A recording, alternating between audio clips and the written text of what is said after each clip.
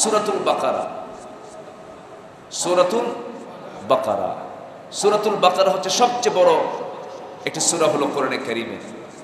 এর আয়াত সংখ্যা হলো 286। 286 আয়াত সম্বলিত একটা বিশাল সূরা এটা। আব্দুল্লাহ ইবনে আব্বাস রাদিয়াল্লাহু তাআলা আনহু শুধু এই সূরাটা পড়েছেন এক টানা 8 বছর। কয় বছর? 8 বছর। কয় সূরা? এক সূরা পড়েছেন। এক সূরা পড়েছেন এক টানা 8 বছর। বলা হলো এই একটা সূরাই কি আপনার জানা দরকার? তিনি বললেন যে আমি তো এই 8 বছরে একটা সূরাই শেষ করতে পারিনি। সুবহানাল্লাহ বলবেন না? 8 বছরে কয় সূরা শেষ করতে পারেননি? এক সূরা, সূরাতুল বাকারা। এর আয়াত সংখ্যা হলো 286। কোরআন যে সাজানো গোছানো একটি কিতাব, ঠিক এটার অর্ধেক, 286 অর্ধেক কত হয় বলেন তো? বলেন না, রাগ করতেছেন নাকি আপনারা? হুজুর ওয়াজ করবেন আবার অঙ্ক শিখান কেন, এই চিন্তা করতেছেন নাকি আপনারা? 143 অঙ্ক জানতে হবে তো। তাআল্লামুল ফারাইদা ফাইন্নাহা নিসফুল ইলম। ফারায়েজের জ্ঞান অর্জন করো, অঙ্কের জ্ঞান অর্জন করো, হিসাবের জ্ঞান অর্জন করো। তোমার বোন, তোমার ভাই, এদের মধ্যে যে সম্পদ বন্টন করবা, এই জ্ঞান অর্জন করা ফরজ। এবং সমস্ত জ্ঞানের ফাইন্নাহা নিসফুল ইলম, সমস্ত ইলমের অর্ধেক হলো এই ফারায়েজের জ্ঞান, হিসাবের জ্ঞান অর্জন করা। তাহলে ম্যাথমেটিক্স জানার দরকার আছে না? নেই? যারা ম্যাথ পড়ে এটাও জানা দরকার আছে। তো 143 আল্লাহ রাব্বুল আলামিন কোরআন যে সাজিয়ে গুছিয়ে নাজিল করেছেন তার একটা প্রমাণ স্বরূপ শুধু বলছি। 143 নম্বর আয়াত আল্লাহ তাআলা একটা আয়াত দিয়েছেন। আল্লাহ তাআলা বলছেন ওয়াকাযালিকা জাআলনাকুম উম্মাতান ওয়াসাতান লিতাকুনু শুহাদা আলান নাস। আমি এমনই করে তোমাদেরকে আমি মধ্যম জাতি করে পৃথিবীতে পাঠিয়েছি। কি জাতি আমরা বলেন তো? উম্মাতান ওয়াসাতা, মধ্যম জাতি। তাহলে মধ্যম জাতি করে পাঠিয়েছেন আল্লাহ তাআলা। আমাকে এই সংবাদ দিচ্ছেন কোন সূরার মধ্যে বলেন? কত নম্বর আয়াতে? অর্ধেক কত? 143। তাহলে 143-এ আমাকে নিউজ দিচ্ছেন আমি তোমাদেরকে এমন করে মধ্যম জাতি করে পাঠিয়েছি। তাহলে মধ্যম জাতি এই আয়াতের সাথে, আয়াত আল্লাহ তাআলা এই আয়াতের অর্থের সাথে আয়াতটা যে সেট করে দিয়েছেন, আয়াতটা দিয়েছেন শেষে, শুরুতে না মাঝখানে? বোঝা গেল? সবাই কি বুঝতেছেন আপনারা? তাহলে আয়াতের অর্থের সাথে আয়াতের সেটিং মিল আছে না নাই? এরকম করে অনেক সংখ্যা তথ্যের সাথে এক অপূর্ব সমন্বয় রয়েছে এই কালামের। একটা সূরা আছে সূরাতুল হাদিদ। হাদিদ মানে হলো লোহা। এই যে লোহা, লোহা সাদ হয়েছে কি দিয়া? লোহা দিয়া। একটা সুই বানাবেন কি দিয়া বলেন? লোহা নাই পৃথিবীতে। পৃথিবী অচল না সচল? পৃথিবীতে লোহা নাই। পৃথিবী চলবে? পৃথিবীর কোনো কিছু হবে বলেন তো? এই লোহা আল্লাহ তাআলা দিয়েছেন। কোরআন যদি আমরা শুধু ধরি ধর্মীয় কিতাব, এটা ভুল ধারণা। কোরআন যে শুধু ধর্মীয় কিতাব নয়, তার বড় প্রমাণ একটা হচ্ছে এই সূরার একটা নামই হলো সূরাতুল হাদিদ। লোহা, লোহা নামের সূরা আল্লাহ তাআলা দিলেন কেন? ধর্মীয় কিতাব তো এটা, এর মধ্যে আবার লোহার কথা আসার কি দরকার? ধর্মীয় আলাপ আলোচনা হবে, লোহা কেন এর মধ্যে আসবে? এবং শুধু তাই নয়, আল্লাহ তাআলা বলছেন ওয়ানজালনাল হাদিদ ফীহি বা'সুন শাদীদুন ওয়া মানাফিউ লিন-নাস। আমি লোহা নাজিল করেছি। লোহা কি করেছি? নাজিল করেছি। ইন্না আনজালনাহু ফী লাইলাতিন মুবারাকা। আমি কোরআন মুবারকময় বরকতময় রাতে নাজিল করেছি, কদরের রাতে নাজিল করেছি। তাহলে ওই একই ভাষা লোহার ক্ষেত্রে বলছেন ইন্না আনজালনাহু নাকি ওয়ানজালনাল হাদিদ। আমি লোহা নাজিল করেছি যাতে রয়েছে প্রচন্ড শক্তি এবং মানুষের জন্য কল্যাণ আছে, উপকার আছে। তাহলে লোহা যদি আল্লাহ নাজিল করেন, নাজিল করা মানে কি জানেন? উপর থেকে নিচে নামা। আচ্ছা, লোহা যদি উপর থেকে ফেলে দেয় বাঁচার কথা? নাস্তিকরা কয় কেমন আয়াত, উপর থেকে লোহা ফেলে দিল, তাহলে এটা কেমন কথা? কিন্তু পরে তারা রিসার্চ করে গবেষণা করে বের করেছে না, আল্লাহ তাআলা লোহা আসলেই নাজিল করেছেন। কেন? পৃথিবীর কোথাও লোহা কেউ নির্মাণ করতে পারে না, নির্মাণ সম্ভব নয়। লোহা নির্মাণে, লোহা আবিষ্কারে, লোহা তৈরিতে এক নম্বর শর্ত হলো যে তাপ থাকা দরকার, সেই তাপ পৃথিবীতে নাই। যে তাপে লোহা সৃষ্টি করা যাবে, লোহা তৈরি করা যাবে, সেই তাপমাত্রা হচ্ছে 45 থেকে 46 লক্ষ ডিগ্রি সেলসিয়াস তাপমাত্রা লাগবে। 45 থেকে 46 লক্ষ ডিগ্রি সেলসিয়াস তাপমাত্রা যেখানে থাকবে সেখানে লোহা নির্মাণ সম্ভব। পৃথিবীর কোনো জায়গায় এরকম আছে? বিজ্ঞান প্রমাণ করছে এই লোহা এসেছে হলো সূর্যালোক থেকে। সূর্যালোকে, সূর্যের কাছ থেকে লোহা পৃথিবীতে এসেছে। তাহলে ওয়ানজালনাল হাদিদ, আল্লাহ বলছেন আমি লোহাটা নাজিল করেছি। আল্লাহ তাআলার এই কথার মধ্যে কোনো ভেজাল আছে?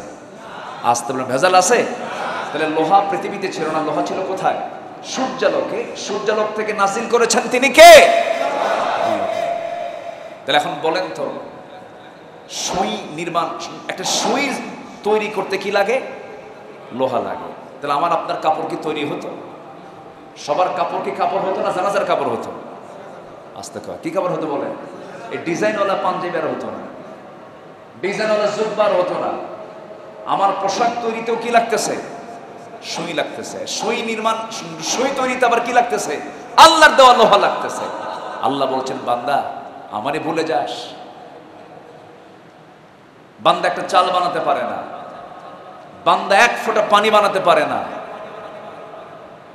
আজ নাকি পৃথিবীর মানুষ নাকি খুব আধুনিক হয়ে গেছে, পৃথিবীতে বহু কিছু নির্মাণ কি বলে সৃষ্টি করেছে, নির্মাণ করেছে। কে বলেছে যে পৃথিবীর মানুষ একটা চাল বানাতে পারে না, একটা ডাল বানাতে পারে না, একটা লোহা বানাতে পারে না, একটা সুই বানাতে পারে না? এমন জাতীয় যোগ্যতা যে বান্দার নাই, সেই বান্দা কখনো শুকরিয়া আদায়ের যোগ্য হতে পারে না। শুকরিয়া আদায় পাওয়ার একমাত্র যোগ্যতা কার? সব তোমার আল্লাহর অবদান। সে আল্লাহ তাআলা বলছেন বান্দা আমি তোমাকে এই পৃথিবীতে লক্ষ্যহীন করে বানাইনি, একটা লক্ষ্যে বানিয়েছি, একটা টার্গেট করে বানিয়েছি। আমি তোমাকে সৃষ্টি করেছি। সেই টার্গেটটা হলো আমাদের জীবনের লক্ষ্য হতে হবে কার সন্তুষ্টি হাসিল করা? সবার আগে কার সন্তুষ্টি হাসিল করা? যে শিক্ষার মধ্যে আল্লাহর সন্তুষ্টি হাসিল উদ্দেশ্য নাই, লক্ষ্য নাই, সেই শিক্ষা শিক্ষা নয়। ওই শিক্ষা দিয়ে জাতির কোনোদিন কল্যাণ আসতে পারে না। তাহলে শিক্ষার মূল উদ্দেশ্য হবে কার সন্তুষ্টি অর্জন করা? আল্লাহর সন্তুষ্টি অর্জন করা, আমার আল্লাহকে চিনে ফেলা। আমার আল্লাহকে চেনা, আল্লাহকে চেনার জ্ঞান যে শিক্ষায় নাই, সেই শিক্ষার কোনো দাম আল্লাহর কাছেও। একটু মনোযোগ দিয়ে কথাগুলো শুনবেন। আল্লাহ রাব্বুল আলামিন মানুষের কিছু স্বভাব বলেছেন। নাস মানে হলো মানুষ। একটা সূরার নাম আছে, সূরা বাকারা হলো প্রথম সূরা, শেষ সূরার নাম কি? সূরাতুন নাস। আল্লাহ রাব্বুল আলামিন সেই মানুষের কিছু স্বভাব নিয়ে বলছেন সূরা আলে ইমরান। আল্লাহ রাব্বুল আলামিন বলেন যুইনা লিন-নাসি হুব্বুশ শাহাওয়াতি মিনান নিসা والبنين والقناطير المقنطرة من الذهب والفضة والخيل المسومة والأنعام والحرث ذلك متاع الحياة الدنيا والله عنده حسن المآب। জোরে বলুন আল্লাহু আকবার। আল্লাহ রাব্বুল আলামিন সূরা আলে ইমরানের 14 নম্বর আয়াতে বলছেন মানুষকে আকর্ষণীয় করে দেওয়া হয়েছে, মানুষের জন্য 6টা জিনিসকে মোহগ্রস্ত করা হয়েছে। এর মধ্যে 1 নম্বর হলো নারী। নারীকে পুরুষের জন্য আকর্ষণ করে দেওয়া হয়েছে, আবার পুরুষকে নারীর জন্য আকর্ষণ করে দেওয়া হয়েছে। এই আকর্ষণটা কে দিয়েছেন বলেন? এই আকর্ষণ যদি না হতো পৃথিবী থেকে মানব সন্তান কি আসতো নাকি? আসতো না। পুরুষের প্রতি নারীর টান, নারীর প্রতি পুরুষের টান, এটা অন্য কেউ দেন নাই, একমাত্র দিয়েছেন তিনি আমার কে। এই টান থাকতেই হবে, এই টান থাকা দরকার। কিন্তু আল্লাহ দেখতে চান এই টানটা হোক অবৈধ পন্থায় না বৈধ পন্থায়। কি পন্থায় বলেন? বৈধ পন্থায়। নারী পুরুষ একাকার হয়ে যাবে, দুজন মিলিত হয়ে যাবে। আল্লাহ তাআলা বাধা দেন নাই, কিন্তু আল্লাহ তাআলা চান তোমরা যৌন কামনায় লিপ্ত হয়ে যাও, কিন্তু যৌন কামনার মূল লক্ষ্য হবে কার নির্দেশ মতো? আল্লাহর নির্দেশ মতো। যৌন কামনা হারাম না, যৌন কামনা তো আল্লাহ দিয়েছেন। নারীর প্রতি পুরুষের টান আল্লাহ দিয়েছেন, কিন্তু আল্লাহ দেখতে চান এই টান, এই সম্পর্ক রিলেশন কমে করবে। স্বামী স্ত্রী পরিচয় তোমরা বহন করবে, ইজাব কবুল হয়ে যাবে। ইজাব কবুলের মধ্য দিয়া সুন্দর পরিবার গড়ে তুলবে। স্বামী স্ত্রী পরিচয় নিয়ে তোমরা পৃথিবীতে বসবাস করবে। মাওয়াদ্দাত ওয়া রাহমাহ, আমি আল্লাহ রাব্বুল আলামিন এর মধ্যে মহব্বতও রেখে দিয়েছি, রহমতও রেখে দিয়েছি। তো স্বামী স্ত্রী যে সম্পর্কে এখানে রহমত আছে না নাই? মহব্বত আছে না নাই? ঠাকুরগার মহিলা আর পঞ্চগড়ের কি বলে সেই তেতুলিয়ার মহিলা আর কক্সবাজারের টেকনাফের এক পুরুষ, দুজন মিলিত হলো এক জায়গায়। এখন তো দেশ না, মিশর থেকেও নিয়ে আসে প্রবাসীরা, মালয়েশিয়া থেকেও নিয়ে আসে, জাপান থেকেও নিয়ে আসে। এই যে সম্পর্ক, স্বামী স্ত্রীর যে সম্পর্ক, এই সম্পর্কটার মধ্যে যে আল্লাহ তাআলার যে একটা নিয়ামত আছে, এতে কোনো সন্দেহ আছে না। এর মধ্যে কি আছে? ভালোবাসাও আছে, মহব্বত আছে, রহমতও আছে। কিন্তু বিবাহ বহির্ভূত যে সম্পর্ক, ওর মধ্যে ভালোবাসা সামান্য কিছু থাকতে পারে, কিন্তু রহমতের চুল পরিমাণ। আল্লাহ তাআলা বলছেন সম্পর্ক তৈরি করো, কিন্তু বৈধ সম্পর্ক তৈরি করো। অবৈধ কোনো সম্পর্ক তৈরি করলে সেখানে কোনো রহমত থাকতে পারে না। কিন্তু আজকে সমাজে বৈধ সম্পর্ক বেশি না অবৈধ সম্পর্ক বেশি? বলেন, বৈধ না অবৈধ? অবৈধ সম্পর্ক বেশি। কেন? বৈধতার শিক্ষা আজকে দেওয়া হচ্ছে না। আজকে বৈধতার শিক্ষা দেওয়া হচ্ছে না। আজকে ছেলে মেয়ে অবাধ মেলামেশা করছে, কোনো কঠোর আইন নেই, কঠোর বিধান নেই। একটা পরপুরুষ পরনারীকে নিয়ে মাসের পর মাস কাটাচ্ছে, লিভ টুগেদার করছে, জেনা করছে। আপনি বাধা দিতে পারবেন না, কারণ ওই জাতীয় কোনো বিধান, ওই জাতীয় কোনো আইন, ওই জাতীয় কোনো শরিয়ার কোনো বিধান সমাজে চালু নাই। বরঞ্চ বলতে গেলে আপনি অপরাধী হয়ে যাবেন। আমি কি ভুল বলছি? আচ্ছা, সম্মানিত ভাইয়েরা, এই নারীকে আল্লাহ তাআলা আকর্ষণীয় করেছেন, সন্তান সন্ততিকে আকর্ষণীয় করেছেন। একটা টান কাজ করে, সন্তান একটা মহব্বত কাজ করে। পাশে যেমন সন্তান দাঁড়ায়, বুকটা ভরে যায়। এই মহব্বত কে তৈরি করে দিয়েছেন? আল্লাহ দিয়েছেন। এরপর পঞ্জীবিত স্বর্ণরৌপ্য, এরপর চিহ্নিত অশ্ব, দামি গাড়ি, অর্নামেন্টস, এগুলোর প্রতি একটা টান, শস্যাদি, এরপরে চতুষ্পদ জন্তু, এগুলোর প্রতি একটা টান বান্দার মধ্যে কাজ করে। আল্লাহ তাআলা বলছেন, বান্দা এগুলো সব আমি তোমার মধ্যে দিয়েছি, এই টানটা কাজ করবে। তুমি কি জানো? যালিকা মাতাউল হায়াতিদ দুনিয়া, এগুলো দুনিয়ার জীবনের একটা উপকরণ। কিন্তু উত্তম জায়গা হলো কার কাছে ফিরে যাওয়া? আসতে বলবেন না, কার কাছে ফিরে যাওয়া? আল্লাহর কাছে ফিরে যাওয়া। আল্লাহর কাছে ফিরে যাওয়াটাই হলো সবচাইতে উত্তম প্রত্যাবর্তন স্থল। আল্লাহ রাব্বুল আলামিন এর পরের আয়াতে বলছেন, কুল আউনাব্বিউকুম বিখায়রিম মিন যালিকুম লিল্লাযীনা ইত্তাকাউ ইনদা রাব্বিহিম জান্নাতু তাজরি মিন তাহতিহাল আনহারু খালিদিনা ফিহা ওয়া আযওয়াজুম মুতাহহারাহ ওয়া রিদওয়ানুম মিনাল্লাহ ওয়াল্লাহু বাসীরুম বিল ইবাদ। আল্লাহ বলছেন, বান্দারে তোমরা যেই দুনিয়ার উপকরণের জন্য ছুটে বেড়াচ্ছ, এর চাইতে আমি তোমাদেরকে ভালো কিছু সংবাদ জানায় দিচ্ছি।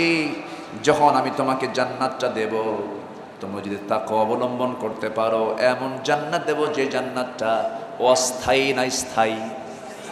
আর দুনিয়াটা কি পার্মানেন্ট?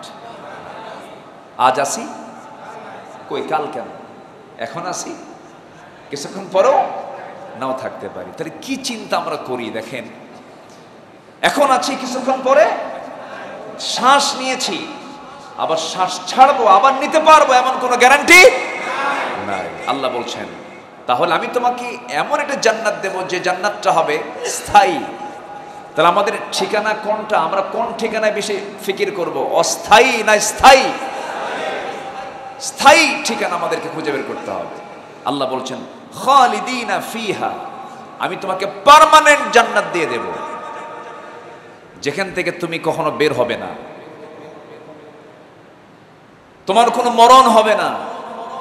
তোমাকে জিন্দা করেছি, আবার তোমাকে মুর্দা করব, আবার জিন্দা করব। যে কোনো একটা জায়গা তোমাকে বেছে নিতে হবে দুনিয়া থেকে। তুমি জান্নাত চাও না জাহান্নাম চাও? এই বিশ্বাস যার মধ্যে আছে সে হলো ঈমানদার। আর এই বিশ্বাস তার মধ্যেই থাকবে যার মধ্যে কোরআনে কারীমের জ্ঞানটা থাকবে। বোঝা গেল কি? এই জ্ঞান যার মধ্যে থাকবে সেই এই বিশ্বাসটা করতে পারে। সম্মানিত ভাইয়েরা, এরপর আল্লাহ তাআলা বলছেন ওয়াজওয়াজুম মুতাহহারা। আল্লাহ তাআলা আগের আয়াতে যে নারী সমাজকে টেনেছেন, আয়াতের সঙ্গে আয়াতের একটা কানেক্টিং আছে। আল্লাহ তাআলা এখানে বলছেন যে সেখানে থাকবে হলো পবিত্রা, পরিচ্ছন্ন। লাম ইয়াতমিসহুন্না ইনসুন ক্বাবলাহুম ওয়ালা জান, ইতিপূর্বে যে সমস্ত নারীকে কোনো পুরুষ, কোনো জিন এবং ইনসান স্পর্শ করেনি, এমন কিছু টানা টানা ডাহুকলা চোখ বিশিষ্ট যা তোমরা কল্পনাও করতে পারোনি, এমন কিছু জান্নাতের নারী, এমন কিছু হুর আল্লাহ তাআলা তোমাকে জান্নাতের মধ্যে বরাদ্দ রেখেছেন। একটু আস্তে কই সুবহানাল্লাহ। পৃথিবীর প্রথম মার্ডারটা হয়েছিল কাকে নিয়ে বলেন তো? পৃথিবীর যে প্রথম মার্ডার, প্রথম যে খুন হয়েছিল, কি কেন্দ্র করে বলেন? এটা নারীকে কেন্দ্র করে। পৃথিবীর কোন নারীর ফিতনা থেকে বাঁচতে হলে, পৃথিবীর নারীর ফিতনা থেকে বাঁচতে হলে তার মধ্যে লোভ ঢুকতে হবে। কিসের লোভ? জান্নাতের নারীর লোভ না ঢোকা ছাড়া পৃথিবীর নারীর লোভ তার মধ্যে কখনো মাইনাস হবে না। আল্লাহ তাআলা এখানে আখিরাতের জান্নাতের হুরের লোভ আল্লাহ তাআলা ঢুকায় দিচ্ছেন বান্দার মধ্যে। বান্দা, তুই তো দুনিয়ার নারীর জন্য এরকম অস্থির হয়ে যাচ্ছিস অবৈধ পন্থায়। আমি তোর জন্য যে জান্নাতে পার্মানেন্ট জায়গায় তোর জন্য যেমন সুন্দর জান্নাতে হুর রেখে দিয়েছি, তুই কোথায় পাগল হয়ে যাস? এটার জন্য পাগল হ। সুবহানাল্লাহ বলে। দেখেন আল্লাহ তাআলার আয়াতের সঙ্গে কি মিল, কি কম্বিনেশন, কি মিল রেখেছেন আল্লাহ তাআলা। সেই জান্নাতের হুরকে সবাই নিতে চান না? আস্তে আস্তে কর, সবাইকে নিতে চান? ওদের কিছু বুড়া চাচাও চায়, বুড়ি জানলে কিন্তু খবর আছে। আবার আল্লাহ তাআলা মেয়েদেরকে আবার এই দিক থেকে একটু অন্যভাবে বানিয়েছেন। মানে বইয়ের সামনে যদি আপনি হুরের গল্পও করেন তাও হিংসা করে। এটা মেয়েদের নেচার। আল্লাহ তাআলা মেয়েদেরকে এমন করে বানিয়েছেন। কিন্তু জান্নাতে এই অফারটা কে দিয়েছেন বলেন তো? আল্লাহ তাআলা দিয়েছেন। এরপর আল্লাহ তাআলা বলছেন শুধু জান্নাত দেব না তোমাকে, শুধু হুর দেব না, এবং পার্মানেন্ট জায়গায় জান্নাত যে দেওয়া হবে সেই জান্নাতের দাম কত, সেখানকার ফ্ল্যাট পজিশনের দামটা কত। জান্নাতে একটা কোড়া রাখার জায়গা, একটা লাঠি রাখার জায়গা, তার দাম হচ্ছে খায়রুদ দুনিয়া ওয়া মা ফিহা। দুনিয়া এবং এর মাঝে যা আছে তার চেয়ে দামি হলো ওইটুকু জায়গার দাম।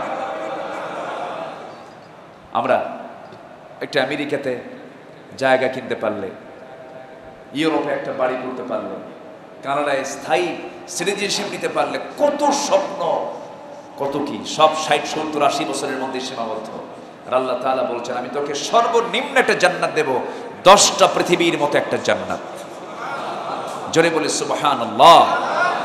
সেই জান্নাত কি সবার সামনে আছে না নাই? জাহান্নামও আছে। আমরা কোথায় যেতে চাই? কোথায় যেতে চাই? তাহলে আমাদের লক্ষ্য ঠিক রাখতে হবে কোথায় যাওয়ার জন্য। জান্নাতটা কেমন, জান্নাতের ঠিকানা কোথায়, জান্নাত কোথায় আছে, সব কথা কোরআনে আছে না নাই? আল্লাহ তাআলা জান্নাত জাহান্নামের কথা বলেছেন 10 পারা। কয় পারা? 30 পারার 10 পারা কিসের কথা? জান্নাত জাহান্নাম আখিরাতের কথা বলেছেন 10 পারা জুড়ে। কেন? আখিরাতের প্রতি বিশ্বাস যত বান্দার গাঢ় হবে, সেই বান্দার সাথে আল্লাহর মহব্বত তত মজবুত হয়ে যাবে। এরপর আল্লাহ তাআলা বলছেন শোনো, জান্নাত এমনি দেব না, তুমি আমার জান্নাতে ঢুকবা আর আমি নাই, এটা কি হয়? আমি থাকবো। সুবহানাল্লাহ। আল্লাহ রাব্বুল আলামিন বলেন বান্দারে তোমাকে আমি জান্নাত দেব, সেই জান্নাতে তোমার সঙ্গে আমার সাক্ষাৎ হয়ে যাবে। পূর্ণিমা রাতের চাঁদ যেমন বান্দা সচক্ষে স্পষ্ট দেখে, যখন কোনো বান্দা জান্নাত পেয়ে যাবে, জান্নাতের মধ্যে সেই জান্নাতি বান্দা আল্লাহকে পূর্ণিমা রাতের চাঁদের চাইতে বেশি স্পষ্ট আল্লাহকে দেখতে পাবে। দুনিয়াতে কারো বাড়িতে মেহমান হয়ে গেলাম, কিন্তু বাড়িওয়ালা মেজবান যিনি, তিনি কথা বললেন না, আমাকে তিনি চরম হারে খাওয়ালেন মুরগির রোস্ট, আমাকে সহল যাবতীয় মিষ্টি খাওয়ালেন, পোলাও, কোরমা, বিরিয়ানি, জর্দা সব খাওয়ালেন, সুন্দর আমার জন্য খাবার প্রস্তুত করলেন। কিন্তু যে বাড়িতে আমি দাওয়াত খেতে গেছি সেই বাড়িওয়ালা আমার সঙ্গে ভালো করে কথা বললেন না, আমার কোনো খাবার পেটে কিন্তু উঠবে না, ভালো লাগবে না। আমি জান্নাতের সমস্ত নিয়ামত পেলাম কিন্তু আল্লাহকে পেলাম না, সেই জান্নাত আমার জন্য জাহান্নাম হয়ে যাবে। এই জন্য বলছেন বান্দা জান্নাত তো দেবই, আমি তোর সঙ্গে নিজে আল্লাহ সাক্ষাৎ করব। যেরকম সুবহানাল্লাহ। এই জন্য আল্লাহ রাব্বুল আলামিন বলছেন সাক্ষাৎ যদি করতেই চাও, ফামান কানা ইয়ারজু লিকা রাব্বিহি ফালইআমাল আমালান সালিহান ওয়ালা ইউশরিক বিইবাদাতি রাব্বিহি আহাদা।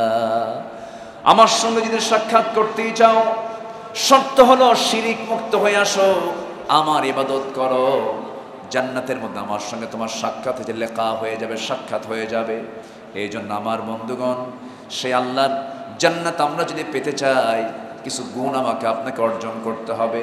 আল্লাহ এবার আয়াতের শেষে বলছেন, 15 নম্বর আয়াতের শেষে বলছেন ওয়াল্লাহু বাসীরুম বিল ইবাদ।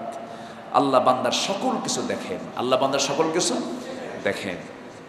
সূরা আলে ইমরান আমি শুরু করেছি 14 নম্বর আয়াত থেকে, দেখি সামনের দিকে কত দূর যাওয়া যায়। কষ্ট পাচ্ছেন না তো আপনারা? আমি ব্যাখ্যায় খুব বেশি যেতে পারছি না, শুধু ভাষা ভাব অনুবাদ দিয়ে, একটা শর্ট একটা অনুবাদ দিয়ে ধীরে ধীরে সামনের দিকে আগাচ্ছি। আল্লাহ তাআলা বান্দার সকল কিছু দেখেন। কোন বান্দা? বান্দাগুলো কারা? আল্লাহর পছন্দের বান্দা কারা? আল্লাহ তাআলা বিভিন্ন জায়গায় বলেছেন, যেরকম সূরা ফুরকানে আসছে ওয়া ইবাদুর রহমান আল্লাযীনা ইয়ামশুনা আলাল আরদি হাওনা ওয়া ইযা খাতাবাহুমুল জাহিলুনা ক্বালু সালামা। আবার এখানে বলছেন আল্লাহু বাসীরুম বিল ইবাদিল্লাযীনা। আয়াত শেষ, কিন্তু কথা আরো আছে, এইজন্য আল্লাহ তাআলা এখানে আবার লাগায়া দিয়েছেন। কি বলেছেন আল্লাহ রাব্বুল আলামিন? বলেন আল্লাহর পছন্দের বান্দা কারা? যারা কি বলে আল্লাযীনা ইয়াকুলুনা রাব্বানা ইন্নানা আমান্না ফাগফির লানা যুনুবানা ওয়া কিনা আযাবান নার।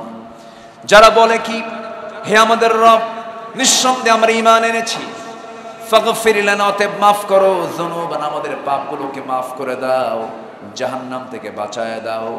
এই সমস্ত বান্দাগুলো আবার কেমন হবে আল্লাহ তাও বলছেন, পরের আয়াতে বলছেন, 17 নম্বর আয়াতে বলছেন আস-সাবিরিনা ওয়াস-সাদিকিনা ওয়াল-কানিতিনা ওয়াল-মুনফিকিনা ওয়াল-মুস্তাগফিরিনা বিল-আসহার শাহিদাল্লাহু আন্নাহু লা ইলাহা ইল্লাহু والملائكة وأولو العلم قائما بالقسط لا إله إلا هو العزيز الحكيم।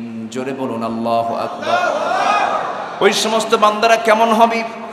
1 নম্বরে তারা ধৈর্যশীল হবে, নাম্বার 2 তারা দানবীর হবে, দানশীল হবে, নাম্বার 3 ওয়াল কানিতিন, তারা অনুগত হবে। কার অনুগত? নাম্বার 4 হলো তারা মুনফিকিন, যারা আল্লাহর পথে যারা খরচ করবে, ওয়াল মুস্তাগফিরিন, যারা ক্ষমা চাবে, বিল আসহার, শেষ রাত্রিতে, গভীর রাত্রিতে, নিশীতে, সবাই যখন ঘুমের সাগরে হাবুডুবু খায়, এই সমস্ত বান্দাগুলো আল্লাহর সামনে চোখের পানি ফেলে ফেলে কাঁদবে। আল্লাহ তাআলা একই কথা আরেক জায়গায় বলছেন ওয়াল্লাযীনা ইয়াবিতুনা লিরাব্বিহিম সুজদান ওয়া কিয়ামা। ওই সমস্ত বান্দাগুলোকে আমি আল্লাহ মাফ করে দেব, আমার পছন্দের বান্দা যারা গোপনে গোপনে চোখের পানি শুধু আল্লাহর জন্য ফেলে ফেলে নিশীতে রাত্রিবেলায় চোখের পানি ফেলে ফেলে কাঁদবে, সেজদায় কাঁদবে, রুকুতে কাঁদবে, আমার সঙ্গে মোহাব্বত তৈরি করার জন্য পেরেশান হয়ে যাবে। ও বান্দা, পৃথিবীর মানুষকে তুমি বারবার ডাকবে, বিরক্ত হয়ে যায়, সন্তান বাপকে বারবার ডাকলে বাপ বিরক্ত হয়, সন্তান মাকে ডাকলে বারবার বিরক্ত হয়ে যায়, কর্মী নেতাকে বারবার ডাকলে বিরক্ত হয়ে যায়, জনগণ চেয়ারম্যানকে বারবার ডাকলে বিরক্ত হয়ে যায়। কিন্তু ও বান্দা, আমি আল্লাহ, আমি তোর এমন রব, পৃথিবীর সব মানুষকে ডাকলে বারবার ডাকলে বিরক্ত হয়ে যায়, কিন্তু তুই বান্দা যখন আমাকে বারবার ডাকিস আমি তখন তোর প্রতি বেশি খুশি হয়ে যায়। আমরা ডাকবো কাকে? আমরা ডাকতে নিয়ে আমরা লজ্জা করব না বেহায়া হব? বলেন, আল্লাহর কাছে চাবো আমরা লজ্জা নিয়ে না বেহায়া হয়? বেহায়া হতে চাইতে হবে, লজ্জা নিয়ে চাইলে পাবেন। পৃথিবীর মানুষের কাছে লজ্জা নিয়ে চাইতে হয়, কিন্তু আল্লাহর কাছে আমরা বেহায়ার মতো চাবো। আল্লাহ, কিছু বুঝি না আমি তোমার গোলাম, আল্লাহ তুমি আমারে মাফ করে দাও, মাফ করে দাও। বারবার যে চায় সে তার কি হায়া থাকে নাকি? বারবার যে চায় তার কি হায়া থাকে? আল্লাহর কাছে আমরা চাবো হায়া নিয়ে না বেহায়া নিয়া? বেহায়ার মতো আমরা চাবো। আল্লাহ বলছেন, বান্দারে আমার কাছে দিল খুলে চাও, আমার কাছে দিলটা খুলে আমার কাছে চাও। চাইতে দেরি হবে, দিতে দেরি হবে না, কারণ আল্লাহ আমি তোমার এমন, তোমার রব আল্লাহ নিজে বলছেন, বান্দা তুমি না চাইলেও আমি দেই, চাইলে তো অবশ্যই দেব। নাকের ডগা অক্সিজেনটা দিয়ে রেখেছেন কে? কে দিয়ে রেখেছেন? খাবারের জন্য জিহবা দিয়েছেন আল্লাহ তাআলা।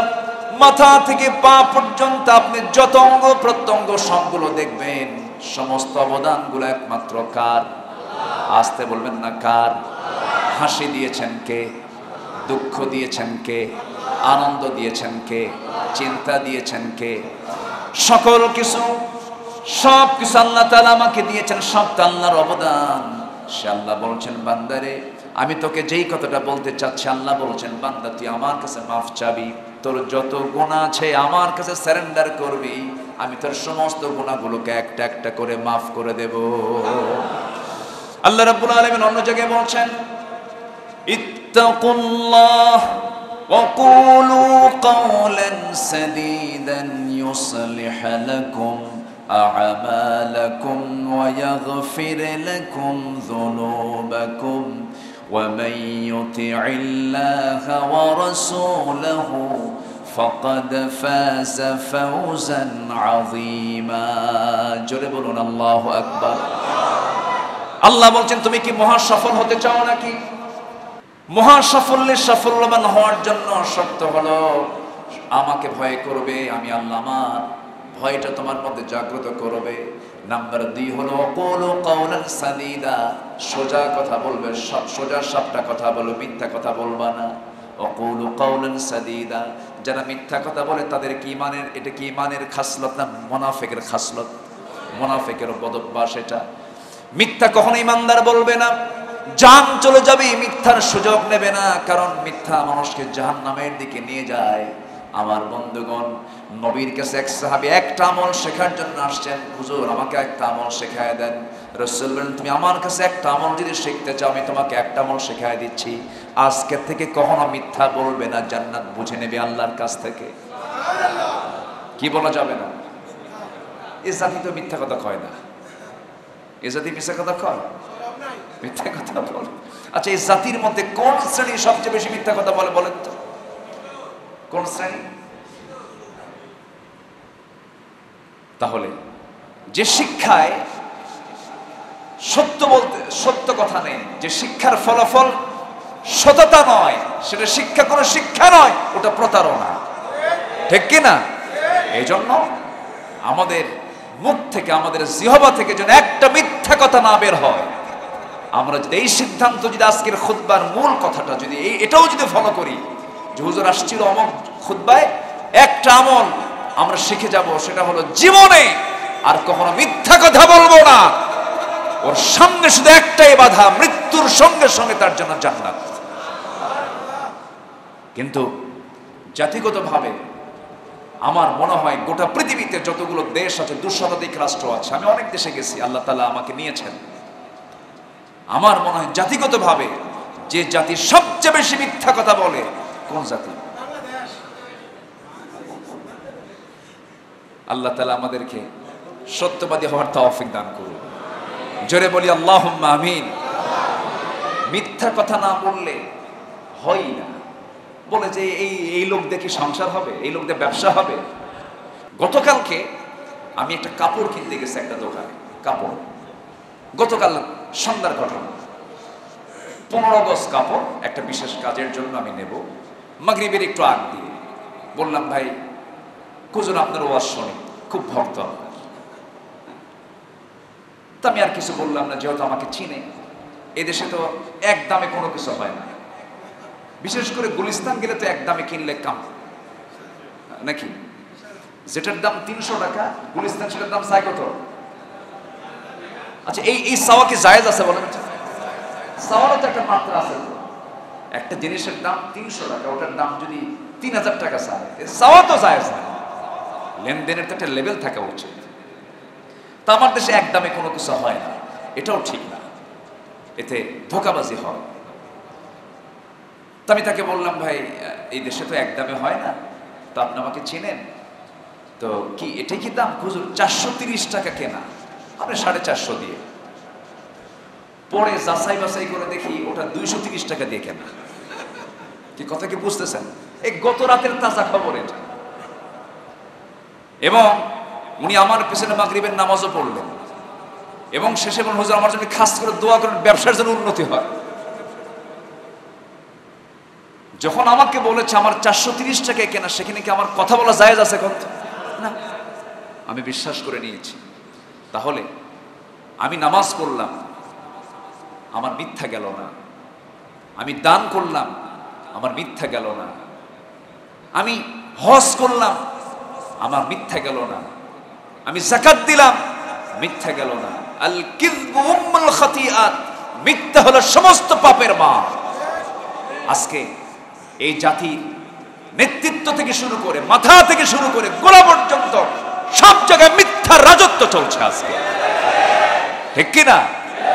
যে যত বড় মিথ্যাচার করতে পারে, যে যত বড় চাটুকার, যে যত বড় তেলবাজ, তার সমাজে আজকে মূল্য সবচাইতে বেশি। আপনি হক কথা বলবেন, আপনি পিছলে পড়ে যাবেন, আপনি ছিটকে পড়ে যাবেন। আমরা দুনিয়াতে ছিটকে পড়তে চাই, মিথ্যার কাছে আমরা যাব না। জোরে বলি ইনশাআল্লাহ, আর জোরে বলি ইনশাআল্লাহ। আল্লাহ কবুল করুন। আল্লাহর হুকুম মানবো, আল্লাহর হুকুম মানবো 1 ঘন্টা না 24 ঘন্টা? নামাজ পড়তে কয় ঘন্টা লাগে? 5 ওয়াক্ত নামাজ পড়তে কয় ঘন্টা লাগে? 1 থেকে 1.5 ঘন্টা। অনেকে মনে করে কি জানেন, এই 1 থেকে 1.5 ঘন্টা আল্লাহর হুকুম আর বাকি সময় নেতার হুকুম। এরকম লোক আছে না? নাই না। আল্লাহর হুকুম মানতে হবে 1 ঘন্টা না 24 ঘন্টা? 24 ঘন্টা। 24 ঘন্টা মানতে হবে। ব্যবসা আল্লাহর নিয়মে হতে হবে, আমার লেনদেন আল্লাহর নিয়মে হতে হবে, আমার ব্যাংক বীমা আল্লাহর নিয়মে হতে হবে, আমার চাকরি আল্লাহর নিয়মে হতে হবে। সাইয়েদনা ওমর ফারুক রাদিয়াল্লাহু তাআলা আনহু খলিফাতুল মুসলিমিন, সেই রাষ্ট্রের মজলিসের শুরার অন্যতম সদস্য হচ্ছেন সাইয়েদনা আলী। উনি চাকরি করতেছেন আরেকজনের অধীনে। সাইয়েদনা ওমর ফারুক ক্রাইসিসে পড়ে গেলেন, একটা পরামর্শের দরকার। তিনি বলেন, আলীকে ডাক দাও। আলীকে ডাকার জন্য গেছে। সাইয়েদনা আলী বলছেন, আমি এখন যেতে পারবো না। কেন?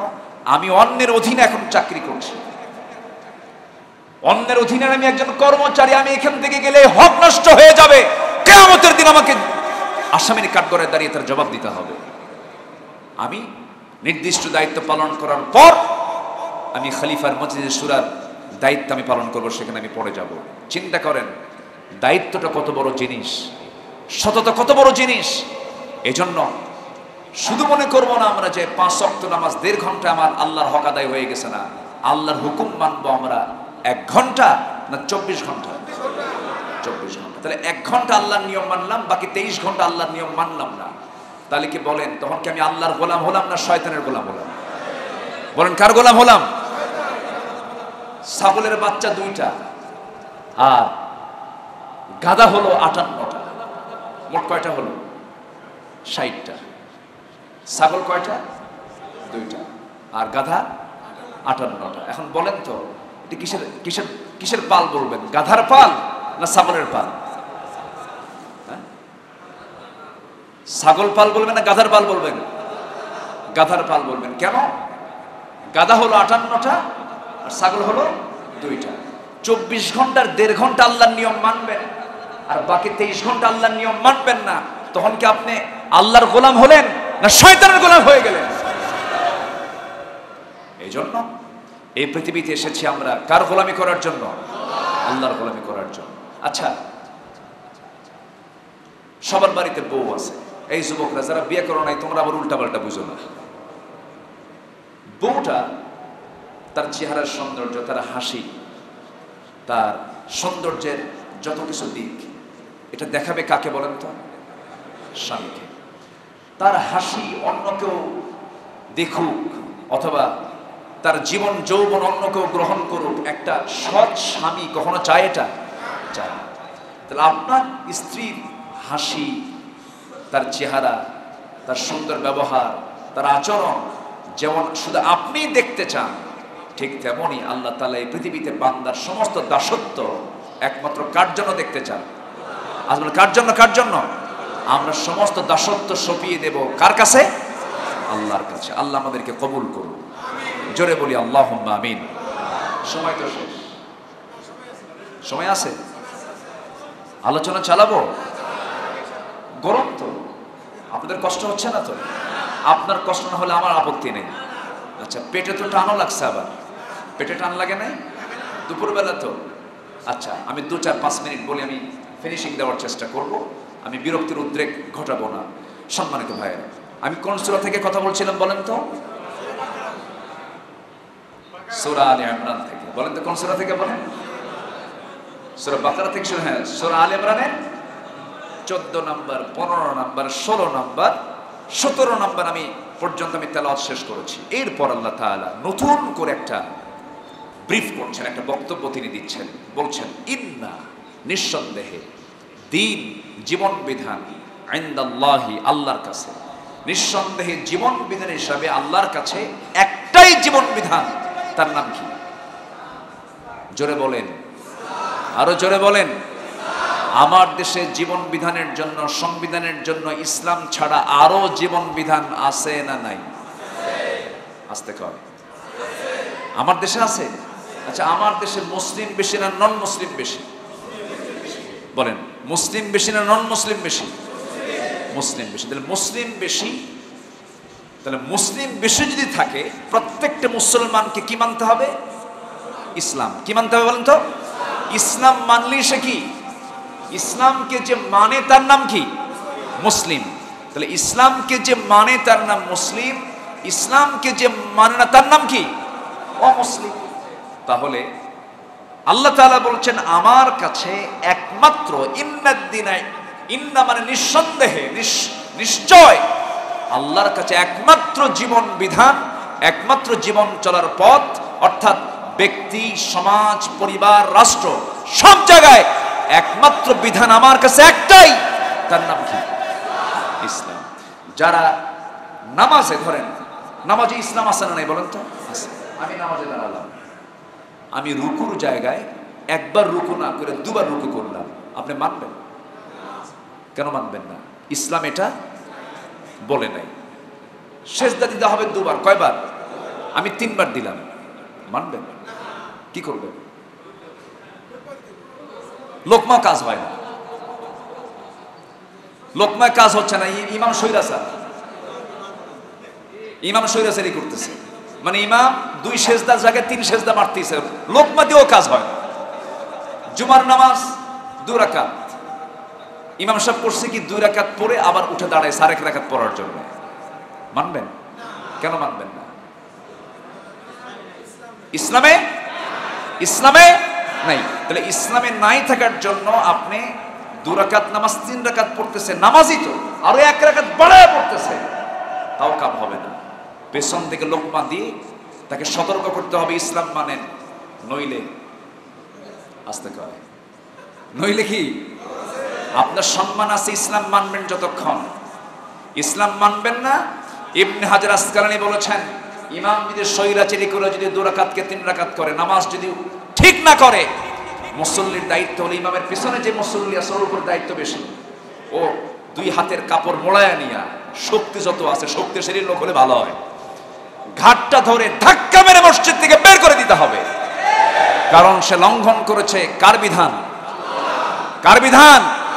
ঠিক তাতে নিয়ে যে সমস্ত মুসলিম নামধারী ইসলামকে বাদ দিয়ে নন ইসলামকে যা দিয়ে সমাজ চালাতে চায় তাদেরকেও ঘাড় ধাক্কা দিয়ে নেতৃত্ব দিকে ছিটকে ফেলা দরকার। এটাই হচ্ছে ইমানদারের কাজ। এটাই ইমানদারের কি কাজ। রাগ করতেছেন? রাগ করতেছেন? মন খারাপ করা যাবে না। আমি কিন্তু আমার বাবার গল্প বলতে আসিনি, আমার দাদার গল্প বলতে আসিনি, আমি আমার নিজের মস্তিষ্কে প্রসূত কথা বলতে আসিনি। সূরা আলে ইমরান আয়াত নাম্বার 19 বাড়ি থেকে মিলায় দেখবেন আল্লাহ কি বলছেন। আমার কথা নয়, আমি আল্লাহ আমার কাছে মনোনীত ফিক্সড নির্ধারিত দিন হচ্ছে ইসলাম। ইসলামের বাইরে কোনো কিছু করবি আমি তোকে ছাড়বো না। ওমাই ইয়াবতাগি গায়রাল ইসলামি দীনান ফালান ইউকবালা মিনহু। হাজারবার হজ করলে লাভ হবে না, দান করলে লাভ হবে না, তোর মধ্যে ইসলাম নাই। এজন্য ইসলাম মানবো এক জায়গায় না সব জায়গায়? ইসলাম মানবো 1 ঘন্টা না 24 ঘন্টা? 24 ঘন্টা মানতে হবে। শোনেন, আবু লাহাবও প্রস্তাব দিয়েছিল। আবু লাহাব বলেছিল, মুহাম্মদ শোন, খামাখা একই বংশের মানুষ, ঘুম থেকে উঠলে তোমার সঙ্গে আমার দেখা হয়, আমার সঙ্গে তোমার দেখা হয়, একই বংশের মানুষ, খামাখা গন্ডগোল করার কি দরকার? তোমার ধর্ম 6 মাস থাক, আমার ধর্ম 6 মাস থাক, তুমিও থাকো আমিও থাকি, লাকুম দীনুকুম। কি কথা কি বুঝতেছেন? আচ্ছা, তুমিও থাকো আমিও থাকি, খামাখা এই প্যাঁচ লাগানোর কি দরকার? তুমি আমার একটু স্বীকৃতি দিয়ে দাও, আমি তোমার স্বীকৃতি দিয়ে দেব। রাসূল বললেন যে চাচা আপনি যে প্রস্তাবটা দিয়েছেন এটা একটু আয়াত নাজিল হওয়া দরকার। আল্লাহ কি বলে দেখি। আয়াত নাজিল হয়ে গেছে। আমরা সবাই আয়াতটা অর্থ না জানলেও আয়াতটা সবার মুখস্থ আছে। আমার সঙ্গে সবাই একটু মিলায়া বলেন।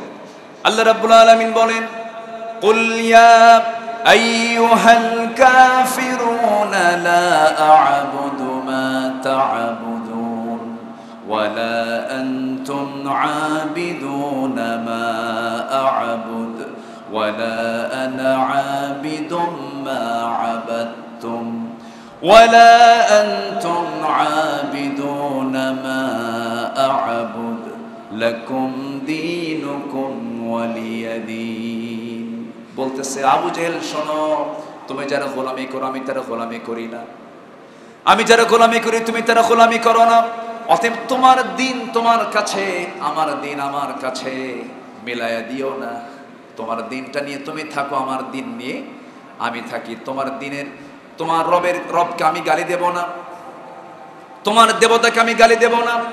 তুমি তোমার ধর্ম পালন করে যাও, কোনো সমস্যা নাই, কিন্তু তোমার দিনকে বৈধতা দেওয়ার ক্ষমতা আমার আল্লাহ আমাকে দেয় নাই। কারণ আল্লাহর কাছে তোমার দিন কোনো দিন না, আমার আল্লাহর কাছে দিন কয়টা? তার নাম কি? ইসলাম। অতএব ধর্ম যার যার, উৎসব সবার, এই কথাটা সম্পূর্ণ না বুঝে কথা, এটা বোঝে নাই অথবা পরিকল্পিতভাবে এটা একটা মানে ভিন্ন চিন্তার হতে পারে। ধর্ম যার যার, উৎসব সবার না। তাই যদি হয় আমাদের কুরবানির গোশত কয় হিন্দু খাইছে কত? উৎসব সবার। কুরবানির গরুর গোশত কোনো হিন্দুকে খাওয়াতে পারবেন? তাহলে কুরবানি আমাদের ঈদুল আজহা একটা উৎসব না? তাহলে ঈদুল আজহা যদি উৎসব হয় তাহলে ঈদুল আজহা উৎসব। তাহলে ধর্ম যার যার, উৎসব সবার, মানে সবাই এসে গোশত খায়। খাইছে গোশত? খাইছে কেউ? আমাদের মসজিদে কি কোনো হিন্দু ভাইরা আসে নামাজ পড়তে? নামাজ পড়তে আসে না। তাহলে আমরা মুসলমান কেন দুর্গা পূজার নারিকেলের নাড়ি খাওয়ার জন্য ওখানে যা ভিক্ষুকের মতো যা বসে থাকি? কিছু ফকির আছে না নাই বলেন তো? আছে না নাই? যায়া নারিকেলের নাড়ু খাই, বিসমিল্লাহ কয়া, জোরে কর নাউযুবিল্লাহ, জোরে বলেন নাউযুবিল্লাহ। আমার হিন্দু ভাইরা আমার দেশে যারা আছে আমরা তাদেরকে কখনো হেয় করি না। তারা তাদের ধর্ম পালন করবে, তাদের ধর্মের কি নিয়ে আমরা কোনো কটাক্ষ করব না, কোনো প্রশংসাও করব না। প্রশংসা করাও জায়েজ নাই, কটাক্ষ করাও জায়েজ না। কারণ আমরা মূর্তিকে গালি দেব, তারা আমাদের আল্লাহকে গালি দিবে। কিন্তু এর মানে একটা বিশেষ মহলের প্রশংসা পাওয়ার জন্য এই কথা বলে আমার ঈমান শূন্য করার কোনো দরকার নাই যে ধর্ম যার যার, উৎসব সবার, চাকরি যার যার, বেতন সবার। নাকি এটা কি হতে পারে? হতে পারে না। এই কথাগুলো আমরা একটু খেয়াল, এই ঈমানের কথা, এগুলো ঈমানের কথা, এটা গুরুত্বপূর্ণ কথা। কারণ ঈমান সব দিয়ে দেব, কিন্তু ঈমান বিক্রি করে দেওয়া যাবে। তাহলে দিন মানে এখানে দিন শব্দটা আসছে, ইন্না দ্বীনা ইনদাল্লাহিল ইসলাম। এখানে দিন মানে হলো জীবন বিধান। আবার আরেক জায়গায় দিন মানে আসছে হলো আনুগত্য, ওমা উমিরু ইল্লা লিয়াবুদুল্লাহা মুখলিসিনা লাহুদ্দীন। আল্লাহ তাআলা এখানে আনুগত্য দিয়ে বুঝিয়েছেন। আবার আরেক জায়গায় আসছে হলো আইন, দিন মানে হচ্ছে আইন, যালিকা দ্বীনুল কাইয়্যিম, এটাই হলো মজবুত আইন। কার কথা? একদিনের 19টা অর্থ আছে। একদিনের কয়টা অর্থ আছে? 19টা। বলবো কখন, সময় তো নাই, কেবল বললাম হলো একটা হচ্ছে জীবন বিধান, আরেকটা হচ্ছে আনুগত্য, আরেকটা হচ্ছে আইন। আরেকটা দিন মানে হলো বিচার দিবস। আমরা সূরা ফাতিহার মধ্যে বলি আর রহমানির রহিম, এরপরে কি? মালিক ইয়াউমিদ দিন। এই দিন মানে হলো বিচার দিবস, রেজারেকশন ডে, পরকালীন জিন্দেগির যে একটা দিন আসছে হাসর, এই বিচার দিবসকে দিন মানে বিচার দিবস বলা হয়। আবার দিন মানে হলো ধর্ম। দিন মানে কি? ধর্ম। পৃথিবীতে ইসলাম ছাড়া আরো ধর্ম আছে না নাই? ওই ধর্মের উপরে ইসলাম কি নিচে থাকবে না উপরে থাকবে? উপরে কি এমনি এমনি আসবে? রাসূল কি করেছেন? দাঁত ভাঙে নাই, কপালে লোহা ঢোকে নাই। কেন? এর মূল কারণ ছিল সমস্ত দিনকে পরাজিত করে কার দিন বিজয়ী করা। মানে কার দিন বিজয়ী করা? ওখানে আল্লাহ তাআলা দিন শব্দ দিয়ে সূরা সফের মধ্যে দীনিল হক লিইয়ুযহিরাহু আলাদ-দীনি কুল্লিহি ওয়া কাফা বিল্লাহি শাহীদা। আরেক জায়গায় বলছেন ওয়ালাউ কারিহাল মুশরিকুন। আমি সেই সত্তা, তিনি সেই সত্তা যিনি তার রাসূলকে দ্বীন হক দিয়ে পাঠিয়েছেন, সত্য ধর্ম দিয়ে পাঠিয়েছেন, যেন তিনি কি করতে পারেন পৃথিবীর যত ধর্ম আছে সমস্ত ধর্মের উপরে এই দিনকে, এই ইসলামকে, এই ধর্মকে বিজয়ী করতে পারে। বিজয়ী করেননি তিনি, বিজয় দিয়েছেন কে? চেষ্টা করেছেন কে? মুহাম্মদ সাল্লাল্লাহু। সেই চেষ্টা কি রাসূল পর্যন্ত শেষ না এখনো দরকার আছে? এখনো দরকার আছে না নাই? আমার বন্ধুগণ একটু কান লাগাবেন, এই পৃথিবীর কোনো বন্ধুত্ব চিরস্থায়ী নয়। আসল বন্ধুত্ব হলো আল্লাহর সাথে, আসল বন্ধুত্ব হচ্ছে নবীর সাথে, যে সম্পর্ক কখনো ফুরাবে না। আল্লাহ বলছেন তোমরা দুনিয়ার অস্থায়ী বন্ধনের জন্য তোমার পেরেশান হয়ে যাও বান্দা, অথচ তোমার সামনে চোখটা আমি দিয়েছি, তোমার মাথার চুল থেকে পার গোড়ালি পর্যন্ত সব আমি তোমাকে দান করেছি, তুমি আমাকে ভুলে যাও কেন? বন্ধু তোমাদের হবে 3 জন। কয়জন বন্ধু বলেন? 3 জন বন্ধু হবে। একটু কান লাগায় শোনেন। 1 নম্বর বন্ধু হচ্ছেন ইন্নামা ওয়ালিয়ুকুমুল্লাহু ওয়া রাসূলুহু। 1 নম্বর বন্ধু হচ্ছেন আল্লাহ রাব্বুল আলামিন। নাম্বার 2 বন্ধু হচ্ছেন রাসূল সাল্লাল্লাহু আলাইহি সাল্লাম। নাম্বার 3 হচ্ছে তোমাদের মধ্যে যারা ঈমানদার। এই 3টা বন্ধুত্ব এমন বন্ধুত্ব যে বন্ধুত্ব দুনিয়াতেও রয়ে যাবে, আখিরাতেও রয়ে যাবে। তাছাড়া কোনো বন্ধুত্ব থাকবে, মরে যাব বউ মাইনাস, মরে যাব ছেলে মাইনাস, মরে যাব বন্ধু মাইনাস, মরে যাব ব্যবসা মাইনাস, মরে যাব নেতৃত্ব মাইনাস, মরে যাব, সব মাইনাস হয়ে যাবে, কিন্তু আল্লাহর বন্ধুত্ব কখনো নষ্ট হবে না। নবীর বন্ধুত্ব নষ্ট হবে না, ঈমানদারদের বন্ধুত্ব নষ্ট হবে না। কারণ কিয়ামতের দিন ঈমানদাররা সব এক জায়গায় মিলিত হয়ে যাবে। আল্লাহ রাব্বুল আলামিন বলেন আমি আমার আশ্বাস দিবের ছায়ার মধ্যে আমার পছন্দের কিছু বান্দাকে নিয়ে আমি আল্লাহ তাআলা আশ্রয় দিয়ে দেব। জোরে বলে সুবহানাল্লাহ। আমার বন্ধুগণ, আবার আল্লাহ কি বন্ধু বানাতে গেলে আল্লাহ তাআলা আবার শর্ত জড়িয়ে দিয়েছেন। আমার রাসূলের সঙ্গে তোমরা বন্ধুত্ব তৈরি করো, রাসূলকে তোমরা মহব্বত করো। সাহাবায়ে কেরামদের যে মর্যাদা আমি প্রায় এই আলোচনাটা করে থাকি। আমার বন্ধুগণ, এই পৃথিবীতে যত মানুষ এসেছে এবং যত মানুষ আসবে, নবীদের পরে যাদের স্থান সবচাইতে আল্লাহর কাছে বেশি দামি, এর মধ্যে হচ্ছে সাহাবীরা 1 নম্বর। সাহাবীরা 1 নম্বর। নবীদের পরে কাদের স্থান? সাহাবীদের স্থান। এই সাহাবীদের দাম আল্লাহ রাব্বুল আলামিন কেন বাড়ায়া দিয়েছেন? 1 নাম্বার কারণ, যতগুলো কারণ আমি স্টাডি করেছি এর মধ্যে 1 নাম্বার কারণ হলো সত্যি সত্যি সাহাবীরা তাদের জীবনের চাইতে রাসূলকে বেশি ভালোবেসেছে। আমরা রাসূলকে ভালোবাসি, কিন্তু আমাদের ভালোবাসা কখনো সাহাবীদের মতো হবে না, কখনো হবে না। একদিন আমার রাসূল খুব মজার কথা বলছেন। ওমর প্রথমে বললেন আবু বকর তোমার কাছে কি কি প্রিয় বলো তো? হুজুর আমার কাছে 3টা জিনিস প্রিয়। কি কি? আপনার দিকে তাকায় থাকা, এরপর আপনার সামনে বসে থাকা, এরপর আপনার জন্য সমস্ত সম্পত্তি ব্যয় করা। সব কাকে নিয়ে? রাসূলকে নিয়ে। এবার বলুন ওমর তোমার কি খবর, তুমি কি আমাকে ভালোবাসো? খুঁজুন, আমি আপনাকে ভালোবাসি, তুমি জীবনের চাইতে একটু কম, আমার জীবনের চাইতে একটু কম। রাসূল বললেন, তোমার ভালোবাসা এখনো পরিপূর্ণ হয়নি, তোমার ইমানের পরিপূর্ণ এখনো আসে নাই। চট করে কিছুক্ষণ পর কেঁদে ফেলে দিলেন সাইয়েদনা ওমর ফারুক। উনি রিয়াল কথা বলেছিলেন। এরপরে তিনি চিৎকার করে উঠলেন, আল্লাহর কসম করে, ইয়া আল্লাহ, হে রাসূল, ইয়া রাসূলুল্লাহ, আল্লাহর কসম, আমি আপনাকে এখন সত্যিকার অর্থে আমার জীবনের চাইতে বেশি ভালোবাসি। একটু বুকে হাত দিয়ে আমরা ভাববো মাঝে মাঝে, ইমানের যে আমরা দাবি করি, সত্যি কি আমরা রাসূলকে আমাদের জীবনের চাইতে বেশি ভালোবাসি? আপনার বিবেক যদি, আপনার হৃদয় যদি বলে হ্যাঁ আমি আমার জীবনের চাইতে রাসূলকে বেশি ভালোবাসি, আপনি জান্নাতে। জোরে বলি সুবহানাল্লাহ। এটা আপনার ওজন আপনি পরিমাপ করবেন। আপনার ইমানের গভীরতা কতটুকু, এটার বিচার করার জন্য কাউকে লাগবে না। ইকরা কিতাবাক কাফা বিনাফসিকাল ইয়াওমা আলাইকা হাসিবা। আপনার বিবেকটাই যথেষ্ট, আপনার মনটাই যথেষ্ট, আপনার ইমানটার গভীরতা কতটুকু। সম্মানিত ভাইয়েরা, সাহাবায়ে কেরাম রাসূলকে কি পরিমাণ ভালোবেসেছেন, কি পরিমাণ। আমার নবী উহুদের ময়দানে মুখ থুবড়ে পড়ে আছেন। তালহা ইবনে উবাইদুল্লাহ রাদিয়াল্লাহু তাআলা আনহু রাসূলকে দেখা মাত্র দৌড়ে ছুটে চলে আসছেন। দেখেন নাই কে কি কোথায় দাঁড়ায় আছে, শত্রু দিকে তাকানি নাই, তরবারি ফেলেই মারছে দৌড়। হাতে তো যুদ্ধে তরবারি না থাকা মানে কি, অসহায় না? অসহায়। তরবারি ফেলে দিয়েছেন, দৌড় মেরে এসে রাসূলকে জাপটে ধরেছেন, বুকের মধ্যে তুলে নিয়েছেন, তুলে নেই দৌড় মারতেছেন। শত্রুরা তালহা বিন উবাইদুল্লাহর দিকে ধেয়ে আসছে, উনি দৌড়াচ্ছেন, রাসূলকে আর মারতে দিবেন না।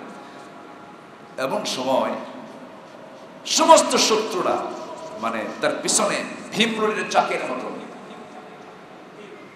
মানে সামনাসামনি এসে তরবারিতে খোঁচা মারতেছে বারবার।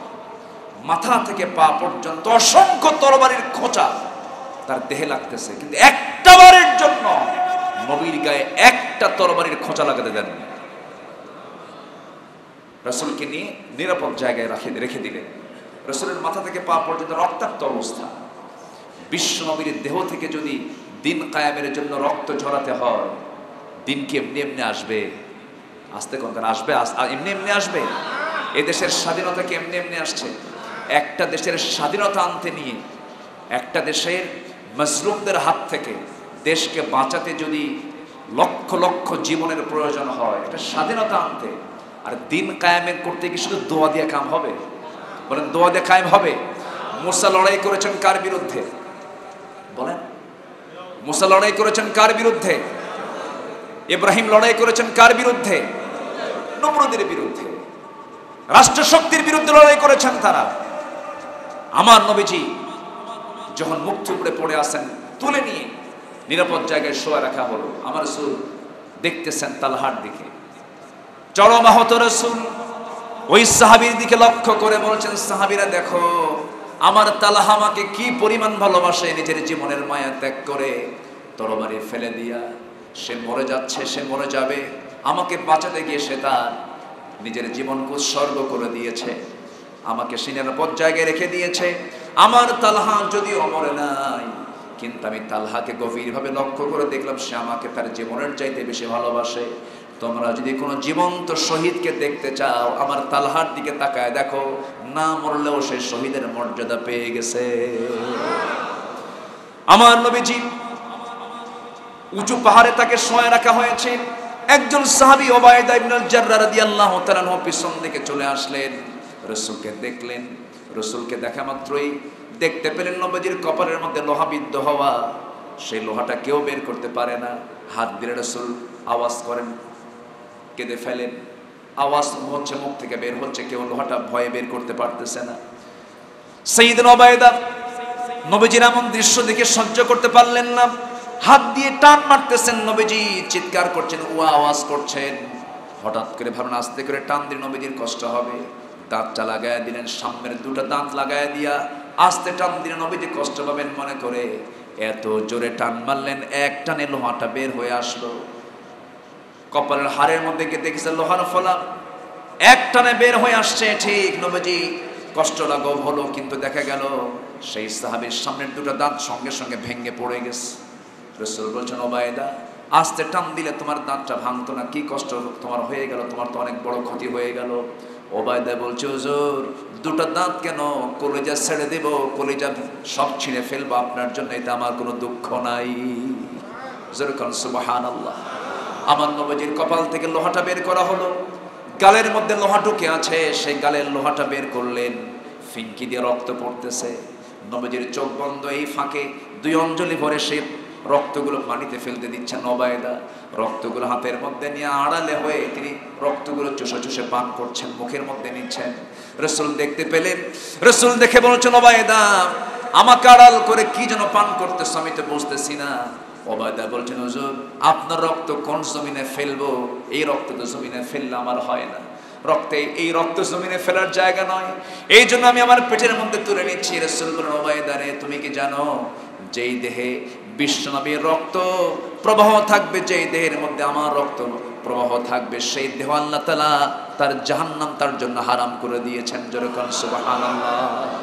আমার নবীজি কোনো মতো বেঁচে গেলেন, দাঁত চলে গেল, উহুদের দাঁত ভাঙলেন, কপালে লোহা বিদ্ধ হলো, লোহা কপালে একটা দাগ তৈরি হলো, গালে একটা দাগ তৈরি হলো।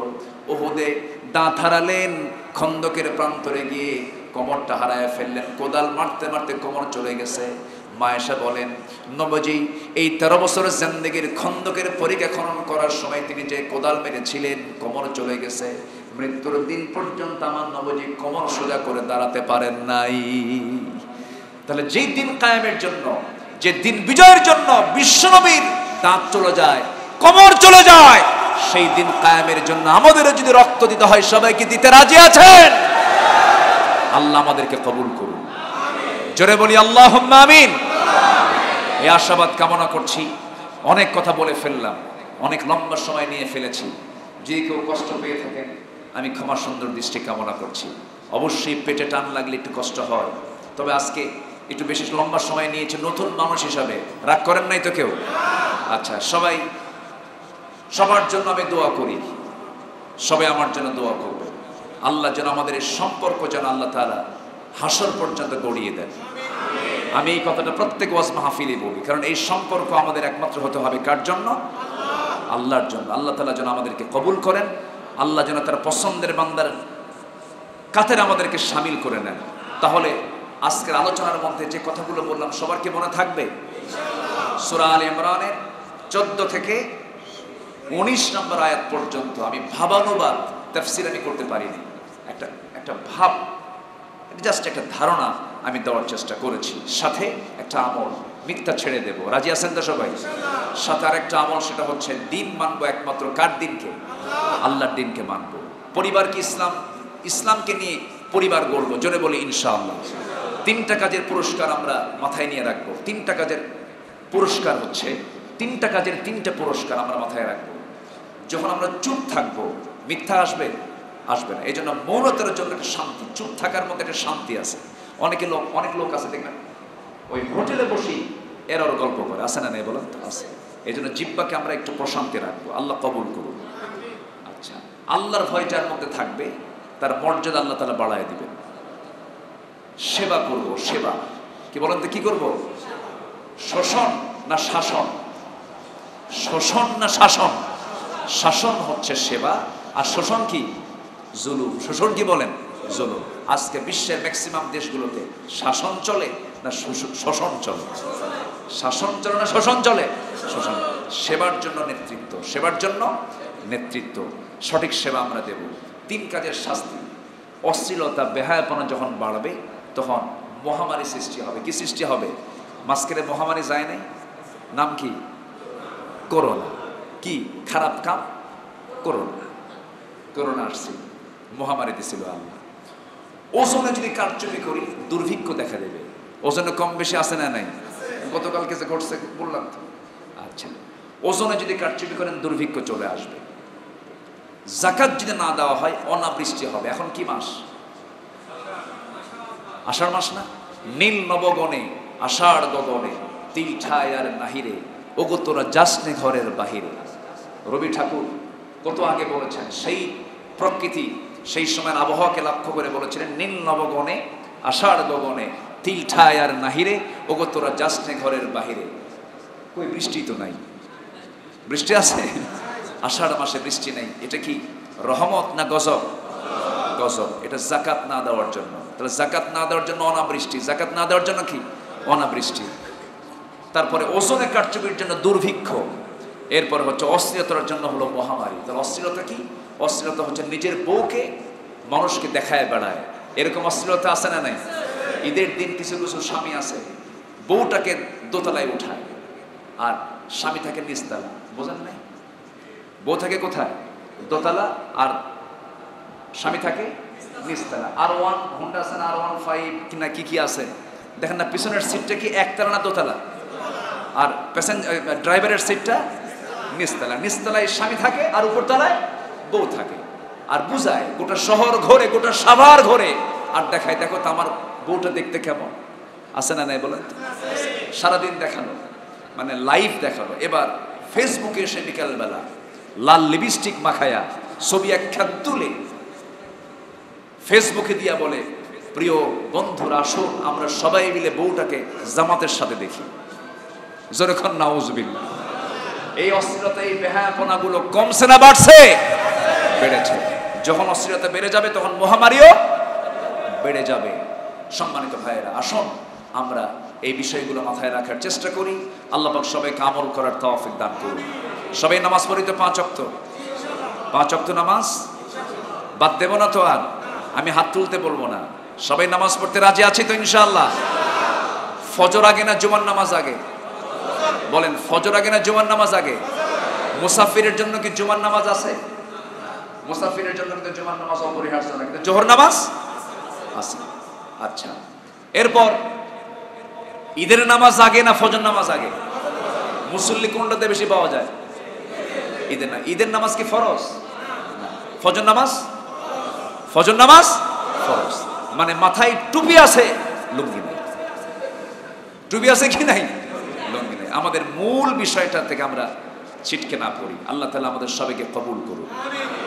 আরেকটা বিষয় মাথায় রাখবো, আমি জাস্ট ইঙ্গিত দিচ্ছি, সেটা হলো হাজার ভালো মানুষ মৃত্যুবরণ করলে একটা জাতির যতটুকু না ক্ষতি হয়, তার চাইতে বেশি ক্ষতি হয় নেতৃত্বের চেয়ারে অযোগ্য জালিম যদি ক্ষমতার মসনদে বসে থাকে।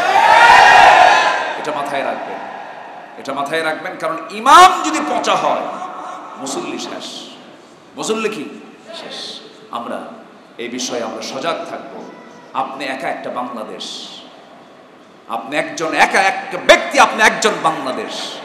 আপনাকে এটা মাথায় নিয়ে চলতে হবে। আসুন আমরা আগামীর বিশ্বকে দেখতে চাই, ইসলাম দিয়ে বিশ্ব দেখব আমরা। ইসলাম কার এবং এই বিশ্ব কার? এই বিশ্ব সভা পরিচালিত হবে কার? ইসলাম দিয়া। এই বিশ্ব, আগামীর বিশ্ব হবে ইসলামের বিশ্ব।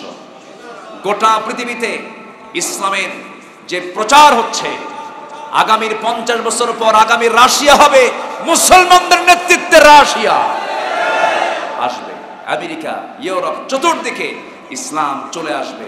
শুধু আমাদের একতার দরকার। কি দরকার বলেন তো? একতার দরকার। কারণ ইসলাম তো কারো না, ইসলাম কার? আল্লাহ তাআলা। আল্লাহ আমাদের সবাইকে